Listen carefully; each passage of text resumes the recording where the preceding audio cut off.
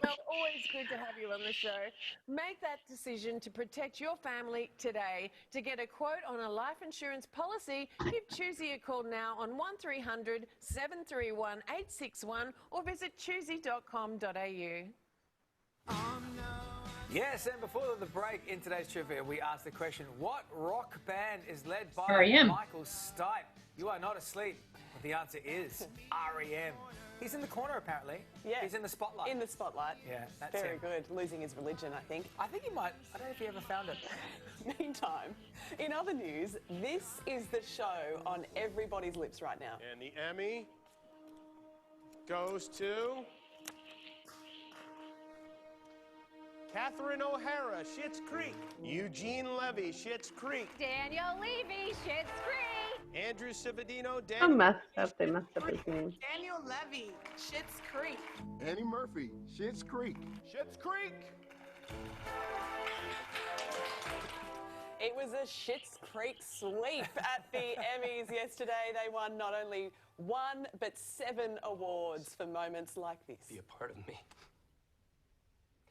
And I'm part of you indefinitely. Boy, don't you know you can't escape me.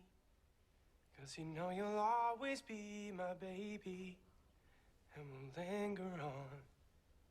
Time can erase a feeling that's strong. No way you're never gonna shake me.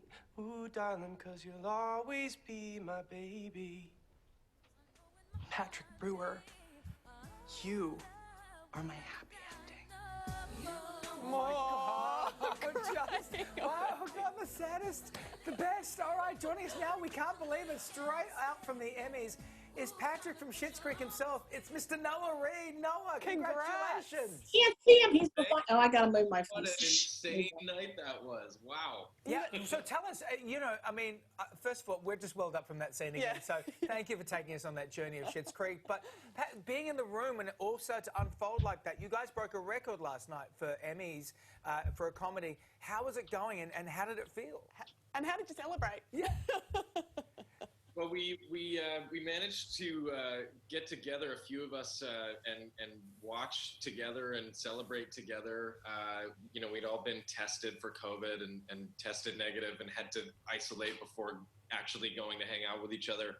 And it was just nuts. It was, I think once it started to roll, we were kind of all of us in this like delirious haze, and I think it's safe to say that the hangover today is not just emotional.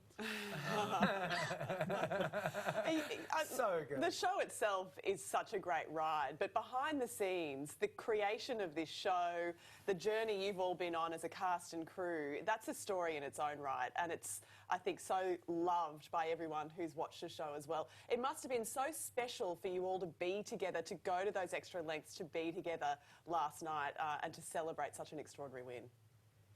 Oh, it was crazy. I mean, last year we had, I think, 4 nominations at last year's Emmys, and we got to go to the Emmys. This was a completely different experience of sort of having the Emmys come to us, and I don't know. I mean, it was an insane feeling in the air. And of course, the tuxedo suit, the poor producer breathing there. But I don't think any of us could really believe what was happening, and it just, the feeling just sort of carried into the night. There were so many of our cast members and crew members and people who had worked so hard on the show that couldn't be there. So it was pretty nice to get to be there with the Rose family and and the directors and producers that could be there. It was pretty amazing. And for people who are still jumping into Schitt's Creek now because they've heard about it, or the word of mouth is so strong. I've not seen a show like this for years that had such word of mouth and a huge slow build burn following to this. You've come in about series 2, halfway through series 2 as Patrick, and it's working with this amazing cast. Aside from the Levy family, you've got Catherine O'Hara as well. It's an incredible cast, pound for pound. How was it walking onto the set on your first day of this show? Well, I was terrified. I knew Dan and Annie socially a little bit, but that made it a little bit easier. But meeting Catherine and Eugene and Chris Elliott, people I've watched, my entire life, be amazing and everything. But I just tried to remind myself that I was there for a reason. I had a job to do, and I couldn't get too carried away being in awe of people. And now it's wild. I mean, Annie said in her speech, "I can't believe that Catherine and Eugene are my friends," and I think we all sort of feel that way. And I don't know, they lead with such grace and generosity. They just made it such a welcoming place, and for a newcomer like me, they made my life really easy. So it really was a family affair. Oh, we just want to be a part of that family so much. Not only did you bring a whole lot of heart to the show, you also brought your musical talents as well, melting hearts along the way with performances like this. I would like to dedicate this song to a very special someone in my life. David Rose. Okay. There he is. Right there. That's him. Can't miss him. You'll let me know if I should pull the fire alarm? Yes. Speak the language of love like you know what it means. And it can't be wrong.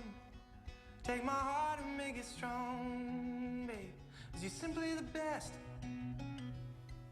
Better than oh my God, I can't. I'm going to start all over again. I know. Tell us what led up to that scene and you picking up the guitar for it. Well, Dan had written this episode about our struggling business and the store that we just opened not having enough foot traffic in it. So Patrick's idea is to have an open mic night, and of course David Rose is devastated at this idea because it's like the worst thing he could imagine. And he's really afraid that I'm going to suck at playing the guitar and singing, and in fact I don't, and it turns out to be a kind of a nice thing. I mean, he was really banking on the fact that I could pull something off, I guess, because he gave me a lot of creative license to come up with the arrangement and give me a lot of time to figure it out. And only after a while he did text me and be like, "Hey, can I hear what you're planning to do?" Yeah, okay, sure.